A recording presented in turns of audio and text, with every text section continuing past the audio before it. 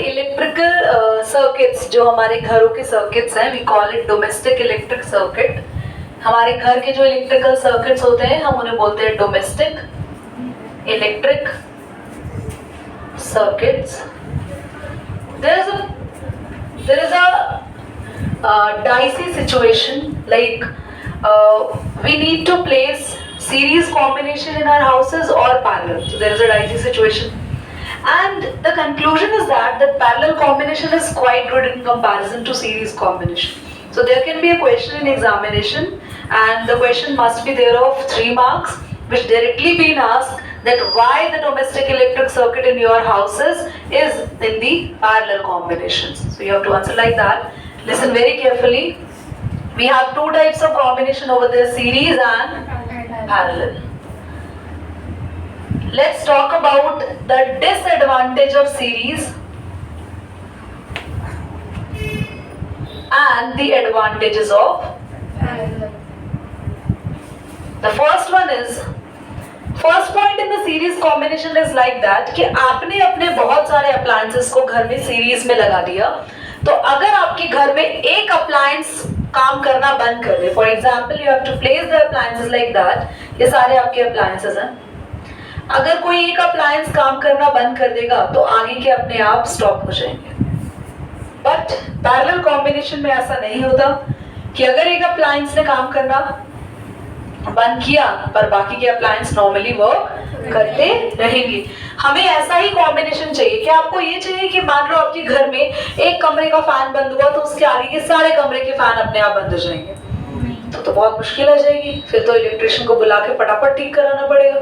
वरना अगर parallel combination है और अगर एक रूम की लाइटिंग में या किसी भी अप्लायंस में कोई इफेक्ट आ भी गया है तो वी आर क्वाइट ओके कि हमारा बाकी का अप्लायंस काम करता रहेगा। नेक्स्ट हमारे पास है, यहाँ पर हमारे पास 1 स्विच ऑपरेशन रहता है। आप एक स्विच लगाएंगे और एक स्विच से आपके घर में एक साथ AC, refrigerator, fan, cooler, geyser, heater सब चल जाएगा। यानी ठंड के अंदर तो ऐसे ही मर जाएंगे और गर्मियों में तो पता नहीं क्या होगा हमारा। तो पॉज करें।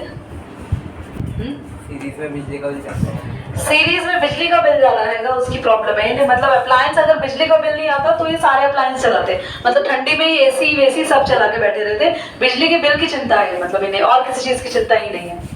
मतलब यार बिजली का बिल क्या है, ये this is a electricity as a resource. हम लोगों को ये नहीं सोचना चाहिए कि बिल आ रहा है इसलिए बंद कर दे, नहीं, ये एक हमारा रिसोर्स है। हमारे रिसोर्सेज खत्म हो रहे हैं अगर ये वेस्ट हो रही है, ऐसे जल रही है तो कॉन्स्टेंटली। इधर आ जाओ, यहाँ पे सेपरेट स्विचेस है ना, सेपरेट स्विचेस है आपके पास, इंडिविजुअल स्विचेस हैं, तो कोई प्रॉब्लम नहीं होगी इसमें। नेक्स्ट आता है हमारे पास थर्ड में, यहाँ पे हमारे पास पावर सप्लाई जो होती है वो काफी लो रहती है, और साथ ही वोल्टेज जो रहती है वो सेम नहीं होती, मतलब सेम वोल्टेज नहीं मिलती, सबको अलग अलग वोल्टेज मिल रही है। समझ रहे हो? हमने तो यार हमारे घर के सारे अप्लायंसेस एक ही प्लेटफॉर्म पे बने हैं। अगर एसी 220 वोल्टेज पे चलता है तो पंखा भी 220 वोल्टेज पे चलता है। आप ट्यूबलाइट को 220 वोल्टेज देते हैं तो गीजर भी 220 वोल्टेज पे काम करता है। एक ही प्लेटफॉर्म पे बने हैं, सभी एक ही तरीके से तैयार हुए हैं, वोल्टेज सबकी सेम है, पर करंट सारे अलग अलग लेते हैं। यहाँ क्या होता है, सीरीज में करंट सबका सेम हो जाता, वोल्टेज अलग। तो भाई जितना करंट तुम्हारा एसी ले रहा है उतना ही करंट तुम्हारी ट्यूबलाइट लेती और फट जाती। जितने करंट से तुम्हारे घर में मिक्सी घूम रही है उतने करंट से पंखा घूमता और शायद आपको भी घुमा देता। तो यार ये क्या है, मतलब हमें सेम करंट नहीं चाहिए, हमें तो पैरेलल कॉम्बिनेशन चाहिए, बल्कि हमें क्या चाहिए, हमें पावर सप्लाई कैसी चाहिए बोलो? हमें पावर सप्लाई एक तो हाई चाहिए, हाई पावर चाहिए, है ना, पावर सप्लाई ज्यादा चाहिए हमें, और वोल्टेज सेम चाहिए हमें, और बल्कि करंट सेम हमें नहीं चाहिए। तो कौन सा कॉम्बिनेशन फिट बैठता है आपके लिए? लास्ट पॉइंट में आते हैं बेटा, सीरीज कॉम्बिनेशन में एज पावर लो है तो करंट भी लो होता है, जिससे रेजिस्टेंस बढ़ जाता है। आप नोटिस करना, दिवाली पे लगने वाली लाइट बहुत जल्दी गर्म हो जाती है, जो एक के साथ लगी, और जल्दी खराब भी हो जाती है। वो इसलिए खराब नहीं होती क्योंकि जली रहती है, तो हमारे घर की वायरिंग भी खराब होनी चाहिए। पंखा तो दिन रात चलता रहता है। अब गर्मियां क्या आई है, कब से शुरू हुआ है बेचारा, बंद नहीं हुआ, न डे न नाइट। घर का देख लो बेचारा, जब देखो घूमे ही जा रहा है और चल ही रहा है, खराब तो नहीं हुआ, चल रहा है ना। वही दिवाली की लाइट चला दो तुम, डे लाइट 6 महीने 6 बार बदल दोगे। क्यों? सीरीज कॉम्बिनेशन में क्या बढ़ा हुआ रहता है, बोलो? रेजिस्टेंस बढ़ा रहता है। रेजिस्टेंस बढ़ा होने की वजह से करंट को रुकावट मिलती है। करंट को रुकावट मिलेगी, करंट रुकेगा, तो जहां करंट रुकेगा वहां हीटिंग इफेक्ट आएगा, और हीटिंग इफेक्ट आने से हमारे अप्लायंस घर की जल्दी खराब हो जाएगी। दूसरा यहाँ पे क्या रहता है, पावर क्या रहती है जल्दी, बिल्कुल उल्टा। पावर हाई तो क्या है, करंट। अभी रेजिस्टेंस लो, करंट तो हाई रहेगा। जितनी ज्यादा पावर आपकी घर आ रही है उतना ज्यादा करंट अच्छा आ रहा है आपके घर। करंट लो पे काम चलाओगे आप, ना एसी चलना ना कूलर चलना, बैठे रहना, फिर पंखा करना। तो यहाँ पे आपके घर पावर सप्लाई हाई आती है, करंट सप्लाई हाई आती है, जिसकी वजह से रेजिस्टेंस आपका अपने आप ही क्या हो जाता है, कम हो जाता है। रेजिस्टेंस कम होता है तो आपके घर के अप्लायंस हीटिंग इफेक्ट से खराब नहीं होंगे। क्या आपको पॉइंट समझ में आ गए? बस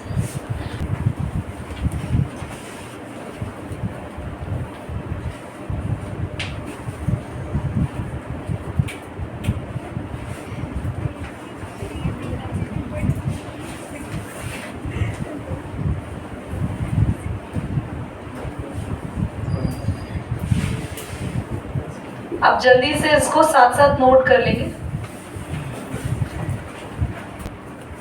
किसी भी एक वायर में अगर करंट फ्लो होता है तो उस वायर में कोई ना कोई एनर्जी फ्लो हो रही है। Current is a form of energy.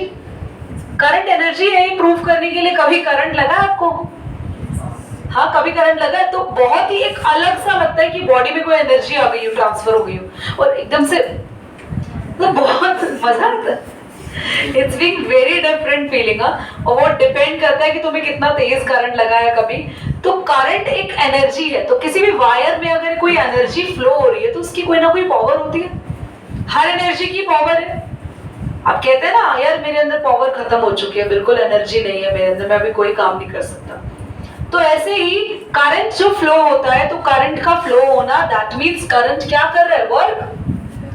कितने टाइम में करंट फ्लो हो रहा है और कितना वर्क कर रहा है उसको बोलेंगे करंट की पावर। और पावर का फॉर्मूला होता है वर्क अपॉन टाइम, क्योंकि पावर की डेफिनेशन है rate of doing work. Rate का मतलब होता है जब किसी चीज को टाइम से रिलेट करो, इसलिए रेट वर्ड आया, रेट ऑफ डूइंग वर्क। जब हम वर्क को देख रहे हो with respect to time, time के रिस्पेक्ट में बात कर रहे हैं कि 1 सेकंड में कितना वर्क हुआ, 2 सेकंड में कितना वर्क हुआ, 4 सेकंड में कितना वर्क हुआ, किसी भी चीज को टाइम से रिलेट कर दो तो उसको कहते हैं रेट। समझ में आ रही है आपको बात? तो यहाँ पे नॉर्मल वर्क नहीं है, बट वर्क को किसके साथ डील कर रहे हैं हम लोग, बोलो? तो बोलेंगे इसको रेट। उसके बाद W का फॉर्मूला हमारे पास होता है। देखो पावर का पहला फॉर्मूला आपके पास आया W अपॉन टी। मैं आपको टोटल 4 फॉर्मूलाज बताने वाली हूँ पावर के, इसलिए ध्यान से आंख खोल के देखो। W का ये वाला एक फॉर्मूला और होता है V into I into T. तो हमने कहाँ पुट किया, W की जगह पुट किया V into I into T, T से टी। तो पावर का एक और फॉर्मूला निकल कर आ गया V इंटू आई। मैंने W की जगह क्या पुट किया था, V into I into T से टी। एक और अब आगे आए, 2 फॉर्मूलाज और देखेंगे। क्लास ओम्स लॉ के according V is equal to I R होता है ना? तो आपके पास हम ध्यान से देखना, पावर का जो फॉर्मूला आया था V इंटू आई, इसमें V की जगह आई आर लिख दूं? कितने आई हो गए? तो आई स्क्वायर आर, कौन सा फॉर्मूला है ये? थर्ड। एक और बनाएंगे फॉर्मूला, ध्यान से देखो। V इंटू आई में V की वैल्यू पुट की थी ना ओम्स लॉ से, अब किसकी पुट करेंगे? I की वैल्यू क्या होगी, बोलो? V बाय R है ना? I की वैल्यू क्या होगी? V बाय पुट करो इसमें। I की जगह पुट करेंगे, कितने V हो गए ऊपर?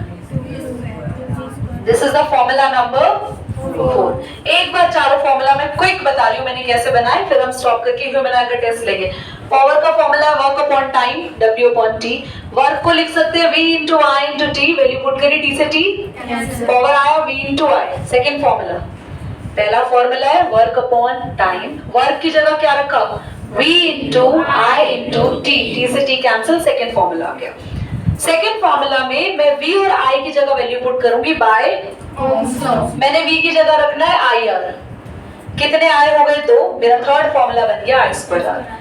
अब मैं किसका फॉर्मूला रखूंगी, इसकी वैल्यू रखूंगी, आई की वैल्यू है v अपॉन आर। देखो अब v ऐसे कैसा है, आई की वैल्यू रखी है, पहले i ऐसे कैसा था, v की वैल्यू रखी थी, हमने क्या रखी है v upon R, v into v हो गया v स्क्वायर, कृष्णा बोर्ड पे नहीं देख रहे हो, v square upon R the formula number 4। चारों फॉर्मूलाज एक बार एक साथ लिख दो तो पावर का फॉर्मूला है वर्क अपॉन टाइम, पावर का फॉर्मूला है v इंटू आई, पावर का फॉर्मूला है आई स्क्वायर आर और पावर का फॉर्मूला है v स्क्वायर बाय आर। चारों फॉर्मूला जल्दी से दूसरा, चारों फॉर्मूला पावर का work upon time, v into I square R, v square by R. These are the 4 formulas of power. क्यों लिखवाए हैं 4 फॉर्मूला, इन चारों से आएंगे भर भर के न्यूमेरिकल इस चैप्टर के अंदर। ओके, कर दो इसका रेड बटन।